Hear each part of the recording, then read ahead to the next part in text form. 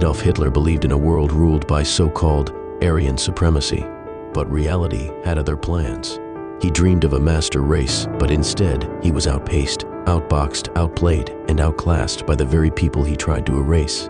To understand why these victories mattered, we need to look at the twisted ideology that fueled Hitler's vision. The so-called master race theory wasn't just an obsession, it was the foundation of Nazi Germany. But it wasn't even his idea. Hitler's racial beliefs were shaped by dangerous thinkers like Alfred Rosenberg, a Nazi theorist who twisted history to claim that only pure Aryans were destined to rule. Then there was Houston Stewart Chamberlain, a British-born writer who argued that Jews had secretly corrupted European civilization, and Hans F. K. Gunther, whose so-called racial science divided people into categories with Nordic Aryans at the top and Jews and non-Europeans at the bottom. These ideas weren't based on fact, they were propaganda designed to justify genocide. To enforce this racial hierarchy, the Nazis introduced the Pass, a document that proved a person's Aryan ancestry. Without it, opportunities in education, work, and even survival were at risk. The goal? A Germany free of so-called racial impurities. But as we'll see, no document or ideology could stop the reality that Black and Jewish athletes, artists, and scientists were excelling in every field.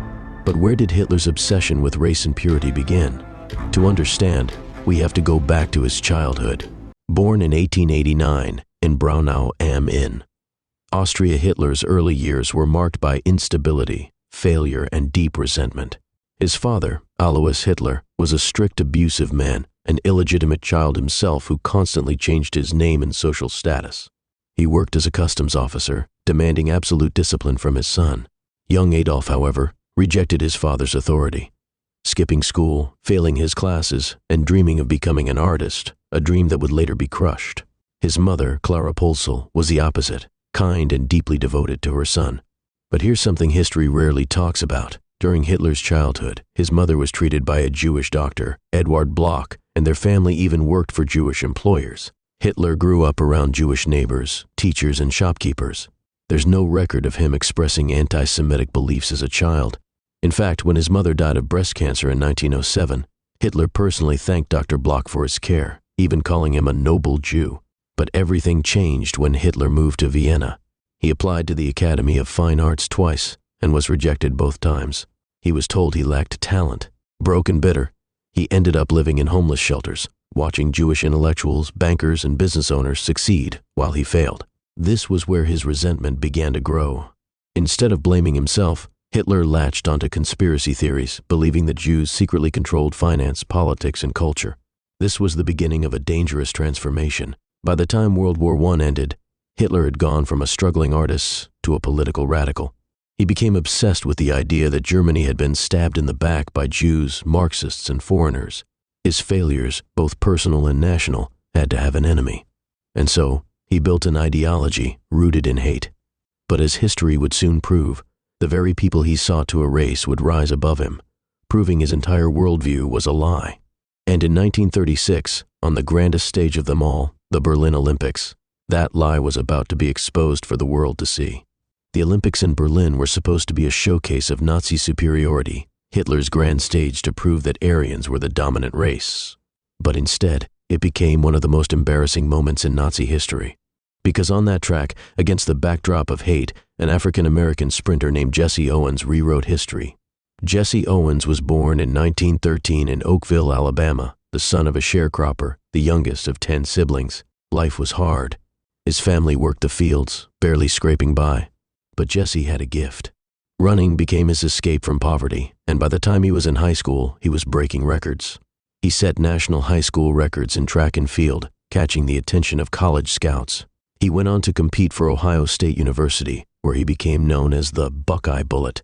And then came one of the greatest athletic feats of all time, May 25, 1935. In the span of just 45 minutes, Jesse Owens set 4 world records at a track meet in Ann Arbor, Michigan. It was a performance so unbelievable, some say it was the greatest single day in sports history. But despite his talent, Owens faced racism everywhere he went. Even at Ohio State, he couldn't live in the same dorms as white athletes. He wasn't allowed to eat in the same restaurants. And while he was about to represent America in Berlin, he wasn't exactly embraced by his own country. When Owens arrived in Berlin, Hitler expected his Aryan athletes to dominate. The entire event was Nazi propaganda, a spectacle designed to showcase so-called racial superiority. But what happened next shattered that illusion. Jesse Owens won not one, not two, but 4 gold medals, dominating in the 100 meters, 200 meters long jump, and 4 times 100-meter relay. He ran faster, jumped farther, and outclassed every competitor, including Hitler's prize German athletes. And he wasn't alone. Ralph Metcalfe, another African-American sprinter, stood right beside him on the podium. Born in 1910 in Atlanta, Metcalfe earned a scholarship to Marquette University, where he became one of the fastest sprinters in the world, helping the U.S. crush Nazi hopes in the 4 times 100-meter relay. Hitler watched from the stands as his so-called master race was left in the dust. Owens had humiliated him, proving that greatness wasn't determined by race. And when it came time for congratulations, Hitler refused to shake Jesse Owens' hand. But history remembers who really won that day. When Jesse Owens returned to America, you'd think he would have been treated as a hero. But instead, he was met with the same racism he had faced before. President Franklin D. Roosevelt never invited him to the White House.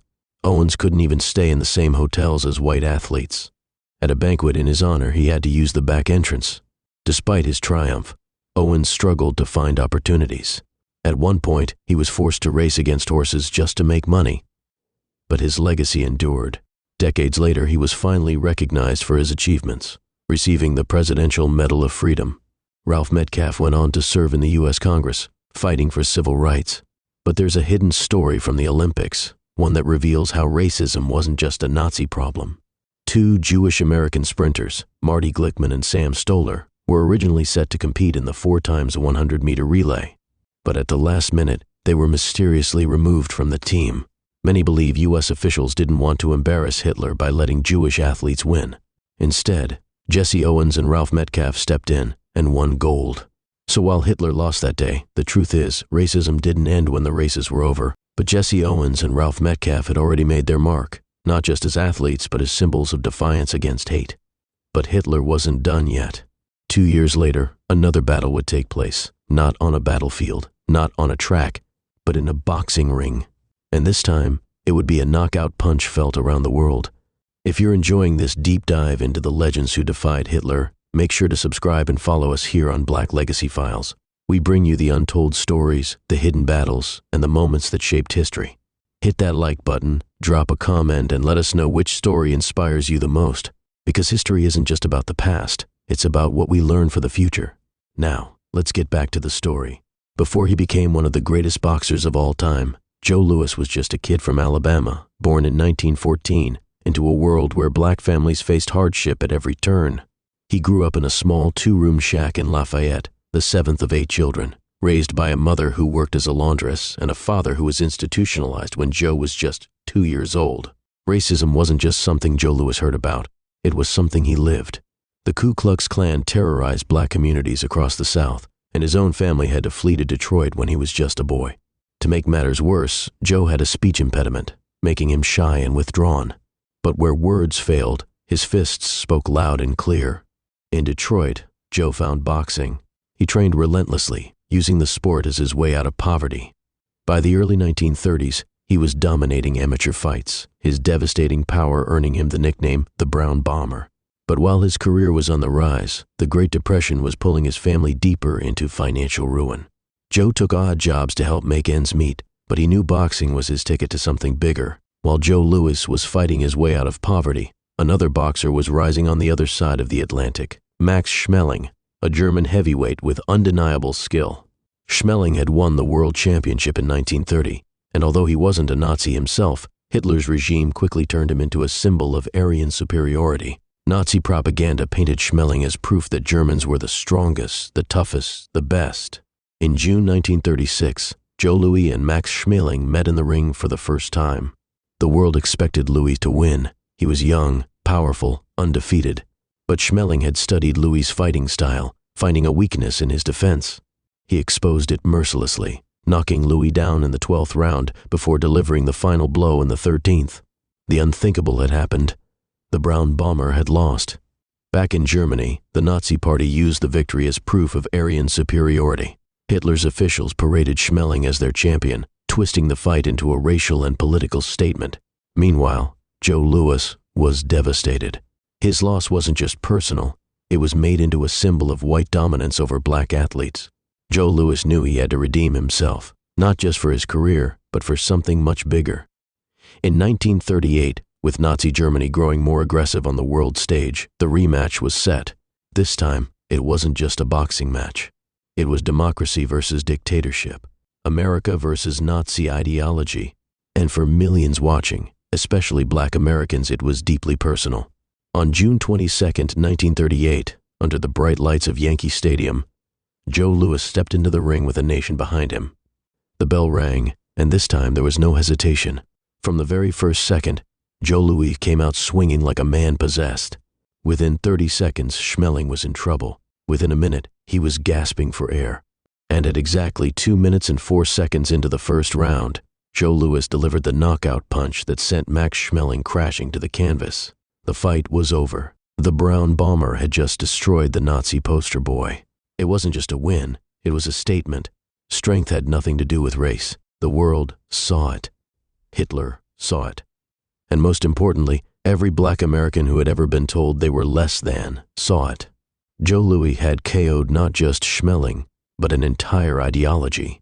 Joe Louis became a national hero, but his struggles weren't over. Despite fighting for his country, he faced financial troubles and was even hounded by the IRS for unpaid taxes. Meanwhile, Schmeling distanced himself from the Nazi regime and later became a successful businessman, ironically, a Coca-Cola distributor in Germany. Despite their battles in the ring, Louis and Schmeling formed a surprising friendship years later. Schmeling even helped pay for Louis' funeral in 1981. Their fights had been used for propaganda, but in the end, they were just two fighters, two men who had played roles in a much bigger story. But the battle against Hitler's ideology wasn't just fought in the ring or on the track. It was fought through music, film, and voices that refused to be silenced. Up next, the artists and entertainers who stood up to the Nazis, and the jazz musician Hitler feared the most. While Hitler dreamed of a world where so-called Aryan culture reigned supreme, music and art told a different story. Black musicians, actors, and activists refused to be silenced, and their influence spread across the world. Two of the most powerful voices in that resistance, a trumpet player from New Orleans and a deep-voiced singer who refused to bow to oppression. Louis Armstrong wasn't just a jazz musician, he was a force of nature. Born in 1901 in New Orleans, he grew up in poverty, raised by his grandmother and a mother who worked as a laundress. He got his first horn as a young boy, and from that moment, music became his escape. By the 1920s, he was already revolutionizing jazz with his groundbreaking trumpet solos and gravelly, unmistakable voice. But to the Nazis, jazz was a threat. They called it degenerate music, a toxic mix of black and Jewish influences that had no place in their vision of the world. Joseph Goebbels, Hitler's propaganda minister, tried to suppress jazz across Germany, banning swing music and labeling it un-German. But there was just one problem. Jazz wasn't going anywhere. Even as the Nazis tried to stamp it out, jazz kept playing. Underground clubs in Germany and occupied France still spun Louis Armstrong's records, and American troops carried his music onto the battlefields of World War II. Armstrong himself, though careful not to speak too politically, let his music do the talking. His very existence, black, successful, adored across the world, was a direct challenge to Hitler's racist ideology. If Louis Armstrong's trumpet defied the Nazis, Paul Robeson's voice roared against them. Born in 1898, Robeson was a towering figure, literally and figuratively. He was an academic star, an all-American football player, a lawyer, an actor, and above all, a singer whose booming bass baritone voice could shake a room. Robeson's performances in films and on stage made him famous, but it was his activism that made him dangerous, to racists, to fascists, and to anyone who wanted to keep black voices silent. He spoke out against segregation, colonialism, and yes, against the Nazi regime. While Hitler pushed his master race ideology, Robeson toured the world, singing in multiple languages and proving that culture belonged to everyone, not just those with the right ancestry. Robeson wasn't just fighting racism in America. He was deeply aware of what was happening in Europe. He condemned fascism, supported Jewish refugees, and made it clear that white supremacy in any form, whether in the US or Nazi Germany, was a poison that had to be destroyed. In the end, neither the Nazis nor the racist systems in America could stop the power of black culture. Jazz spread across the world, and Armstrong became a global ambassador of music. Robeson continued to fight for justice, even as he faced persecution in his own country. Their art, their influence, and their very existence were a reminder that culture cannot be controlled by hate. And today, their legacy lives on, not just in history books, but in every note of jazz that plays, in every artist who refuses to be silenced, and in every moment where culture triumphs over oppression. Because, as history has shown, no dictatorship, no ideology, and no dictator, not even Adolf Hitler, can silence the sound of freedom. But jazz and music weren't the only things the Nazis feared. Up next, the scientists, filmmakers, and Jewish intellectuals who proved that true genius has nothing to do with race, and how perhaps the greatest mind of the 20th century became one of Hitler's biggest nightmares. Some fought back with their fists, others with their feet. But two men, one a comedian, the other a physicist, used their minds to strike at the heart of Nazi ideology. One laughed at Hitler. The other proved him wrong with science. Together, they became two of the greatest thorns in the side of the Third Reich. By 1940, the world knew Adolf Hitler as a ruthless dictator. But to Charlie Chaplin, he saw a clown. With his film The Great Dictator, Chaplin did something no world leader had dared. He turned Hitler into a joke. He exaggerated his mannerisms, mocked his speeches, and in one of the most powerful moments in cinema history, he delivered a speech that called for unity against tyranny. Chaplin wasn't Jewish, but his satire was so devastating that Hitler reportedly watched the film twice. The Nazis tried to ban it, labeling it Jewish propaganda, but the world was already laughing, and Chaplin had done what armies hadn't yet achieved. He made Hitler look weak. While Chaplin mocked Hitler with comedy, Albert Einstein humiliated the Nazis with pure intellect. A Jewish scientist, Einstein's theories redefined physics, proving that knowledge had nothing to do with race. But the Nazis, blinded by their obsession with Aryan supremacy, rejected his groundbreaking work, branding it Jewish science and forcing him out of Germany. In 1933, as Hitler rose to power, Einstein fled Germany, taking his genius with him. He warned the world about the dangers of Nazi ideology, and years later, his work would indirectly contribute to the development of the atomic bomb, something the Nazis desperately wanted but failed to achieve. Hitler's obsession with racial purity cost him one of the greatest scientific minds in history. Chaplin proved that comedy can be a weapon against tyranny. Einstein proved that truth cannot be erased. Together, they showed that ideas, not bullets, can change the course of history. Hitler sought to silence them, but their legacies only grew stronger. Because laughter, knowledge, and truth will always outlast hate.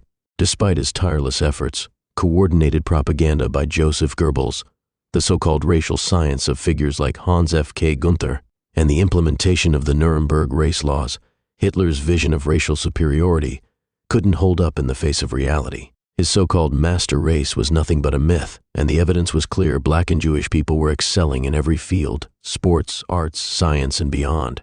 Even Heinrich Himmler's desperate search for evidence of Aryan roots in Tibet led to nothing but failure. Himmler, obsessed with proving the superiority of the Aryan race, embarked on his infamous expeditions to Tibet, searching for proof of ancient Aryan origins. But what he found was a cultural heritage that contradicted his entire ideology. His search for mythical Aryan roots ended in disappointment, proving just how far the Nazis were willing to go in their blind pursuit of power. Hitler's own background was steeped in personal tragedy. His strained relationship with his father, Alois, and the early death of his mother left scars on him that only fueled his distorted views. He saw in his own failures a reflection of his obsession with race, a quest for validation that he would pursue with deadly consequences. But his personal struggles and his inability to overcome his own insecurities became part of the tragedy of his ideology. They were part of the reason his belief in racial hierarchy was so tragically flawed. In the end, Hitler and the Nazis didn't just lose a war, they lost the battle for the very ideals they tried to impose.